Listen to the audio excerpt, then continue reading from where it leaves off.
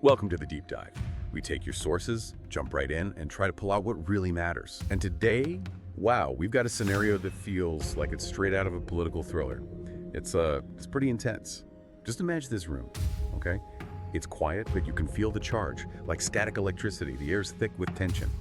In one chair, you've got arguably the most relentless interrogator in recent Philippine history. Her reputation, it walks in before she does. And facing her, an enigmatic mayor, every word seems calculated, a deflection. Her whole identity is basically one big question mark. That's the setup our source material gives us today. Santiago versus Alice Guo, a hypothetical interrogation face-off. We're going to explore this. Yeah, it's a fascinating thought experiment, isn't it? Really tailor-made for anyone looking for, well, truth. You have the late Senator Miriam Defensor Santiago, a genuine force of nature. The source calls her the epitome of forensic fury. That's not an exaggeration. Her mind was just razor sharp. And opposite her, Alice Guo, former mayor of Bamban, Tarlac. Her story. It's a real modern mystery, right? This tangled web of questions about her identity, these links to offshore gaming, the political intrigue. It's got the whole nation hooked and pretty confused, too. So this isn't just some fantasy matchup. It's pitched as a dream match for truth seekers, pitting Santiago's relentless scrutiny against Guo's, while often unreadable calm. It's a battle for clarity and a mess of scandal. And what makes it so compelling, I think, isn't just who they are individually, but how incredibly different their styles are. They're like polar opposites. Santiago. Yeah. Legendary for those explosive Senate hearings. Her takedowns were brutal. She had this way of making even the most hardened witnesses just crumble. She could slice right through the noise, expose the core inconsistency, just boom, and then Guo. She represents this very modern kind of puzzle. A small-town mayor suddenly facing huge allegations, falsified citizenship that hits right at national security, electoral integrity. It questions her whole right to be in office, maybe even hints at foreign influence right there at the local level. Exactly. And then you layer on the POGO connection. Right, the POGOs, Philippine offshore gaming operators. Yeah. And we should clarify, these aren't just about some shady gambling. When these POGO hubs get raided, the stuff that comes out is horrific. Human trafficking, forced labor, sophisticated cyber scams. Yeah. It's serious crime. So any link for a public official is incredibly damaging. Absolutely. Her rise and then getting tangled in all this. It presents a huge challenge for accountability. So our mission today is pretty clear. We want to break down, using the source material, how Santiago's formidable techniques would likely challenge Guo's narrative, that carefully built story. We want to see, what happens when a facade like that meets intense, relentless pressure. Does it crack? Think of it like forensic psychology crashing headfirst into political drama. It's compelling stuff. What the source really dives into first, and it's fascinating, is Santiago's interrogation style itself. It wasn't just Q&A. It was psychological warfare, basically, a masterclass. Oh, totally. Yeah. The source describes it as this mix of, razor-sharp fact-checking combined with these incredibly long, pregnant pauses. Pauses designed to just amplify the discomfort. It was strategic pressure, meant to just wear down defenses. She wasn't just asking questions, she was laying traps. Using logic, pure logic, to corner people into contradictions they couldn't escape. And often, with that signature wit, which could somehow disarm you one second and provoke you the next, kept everyone completely off balance. You can almost see her, can't you? Leaning in, maybe that slight smirk, dropping some perfectly timed cutting line. And her secret weapon, maybe. Those silences. Yeah. So uncomfortable. She'd just stare, unblinking, hold her gaze, force you to fill the silence. Which is a classic psych tactic, right? Yeah. Forced filling. Exactly. Under that pressure, you feel this need to talk, and if you're hiding something, well, you might just reveal it trying to break the tension. Plus, she never let up. Relentless follow-ups, dismissing evasions with lines like, "That's not an answer, that's a diversion," or that classic, "Do you take me for a fool?" She just demanded substance, no fluff allowed. And we saw this work in real life. Remember the 2012 impeachment trial? Chief Justice Renato Corona. Santiago's questioning exposed huge inconsistencies in his asset declarations. Those are the public statements of wealth officials have to file. Vital for transparency. Right. Inconsistencies usually mean hidden money, illicit gains, big red flags. And her relentless questions, her focus. It forced admissions that really shifted public opinion. Changed the whole trial, actually. She turned a dry legal process into this high-stakes public drama. Precisely. And you saw it in other big cases, too, like the pork barrel scam inquiries. Massive corruption scandal there. Huge. Public funds meant for projects just siphoned off. And Santiago. She dismantled witnesses with forensic detail, pulling out documents, citing timelines, pointing out every lie. She turned those hearings into what the source calls theaters of truth. It was uncanny, her ability to crack complex cases just by refusing to accept a vague answer, demanding facts, verifiable facts. So, okay, let's game this out. Santiago's opening move against Guo. The source gives us this absolute killer line, designed to just destabilize Guo from the get-go. Picture it. Santiago, that intense gaze, fixes on Guo. The room is dead silent, expectant. Then her voice, sharp as a scalpel, cuts through the air. She'd say something like this. Miss Guo, or should I say Guo Huaping?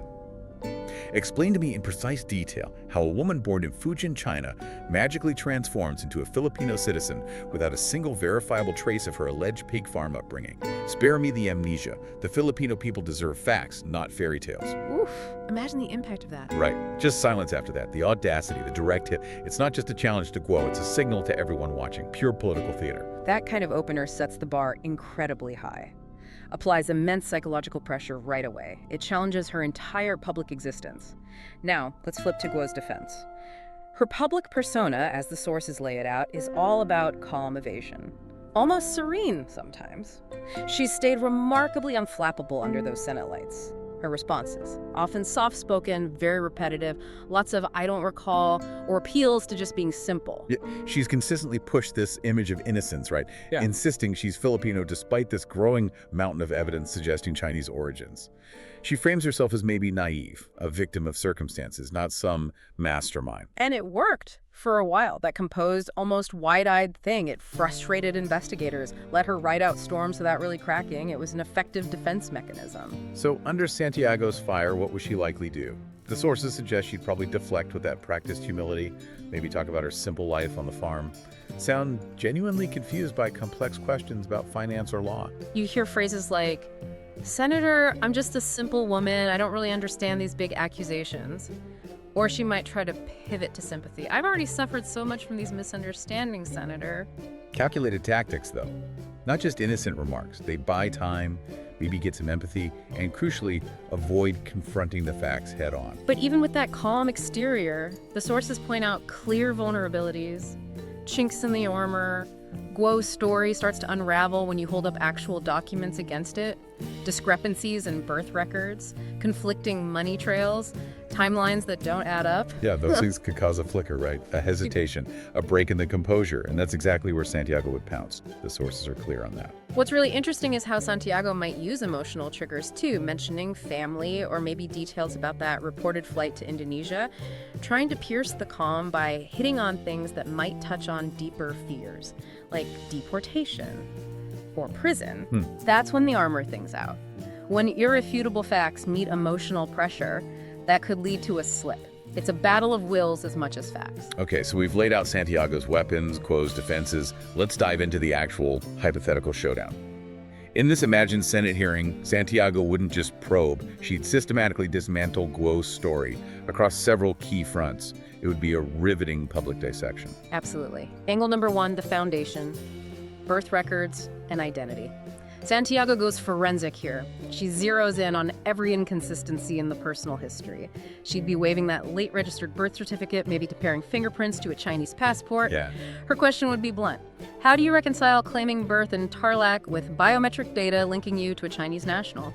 Bring witnesses to your childhood here, Miss Guo, or just admit it's a fabrication. And Guo's likely response. Probably the usual playbook. Vague denials, claims of poor memory, like she's done before. But here's where Santiago's silences become weapons again. As the source highlights, those pauses aren't empty. They amplify the unease. They force Guo to sit with the weight of her own evasions. That tension, that unblinking stare. It could push Guo into a less rehearsed defense, maybe. Something that accidentally reveals more. That psychological pressure cooker. But Santiago wouldn't stop at identity. She always followed the money. Always. So from identity, she pivots straight to the financial trails, especially the POGO connections. Right. Tracing the money, tracing the influence, demanding clear answers about Guo's ties to Zunyuan technology, that rated POGO hub right there in Bamban. Santiago's challenge would be relentless. Explain the millions moving through accounts linked to you. Where did it come from? Legitimate business. Port barrel funds, payoffs from human trafficking. Show us the ledgers, Ms. Guo, not more fairy tales. And Guo would probably try the ignorance defense again, right? I'm just the mayor. I don't know the operational details. That hands-off narrative. Probably. But Santiago would hammer her on specifics. Timelines. What exactly was happening at that POGO? Who were her business associates? What about that flight to Indonesia? She wouldn't let go. Every inconsistency becomes leverage. Tightening the screws until she gets concrete answers or exposes verifiable lies. Which leads to the next big question: political allegiance. Who's really backing her, and why? Santiago would absolutely go there, trying to uncover hidden agendas that might stretch way beyond Bamban. Her question might be something provocative like this. Who funded your campaign, Ms. Guo? Was it local folks supporting a pig farmer's daughter? Or maybe benefactors in Beijing with a different agenda? Name your allies. Or perhaps I should list the Chinese officials you've allegedly met, the travel records, the money transfers. And this is where Guo's evasiveness could really crumble under Santiago's fact-checking. Santiago might pull out specific travel logs, bank records, maybe even tips from whistleblowers, probing loyalties, financial links. Potentially uncovering a whole web of foreign influence.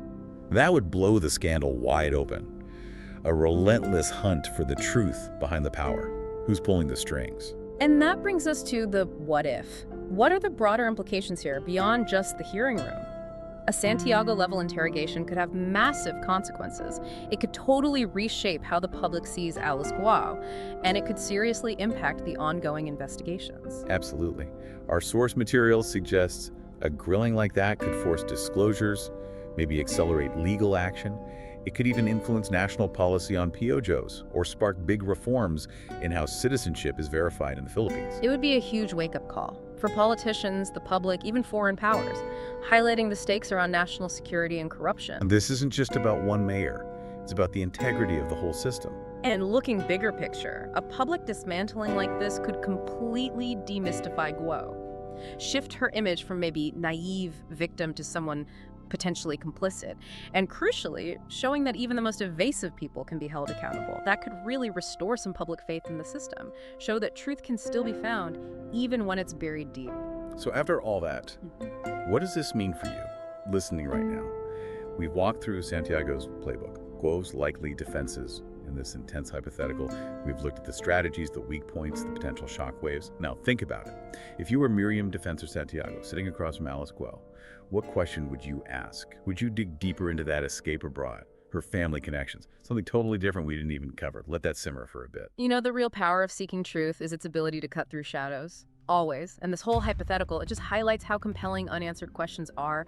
It's a reminder, really. In the fight for justice, no enigma, no matter how complex, is truly unbreakable. That's a powerful thought to end on. It really does show that the right questions, asked the right way, with enough persistence, they really can change everything, especially in situations this complex. Thank you for joining us on this deep dive. We really hope exploring this has sparked your own curiosity, your own critical thinking about power, truth, and accountability. Until next time, keep questioning, keep learning.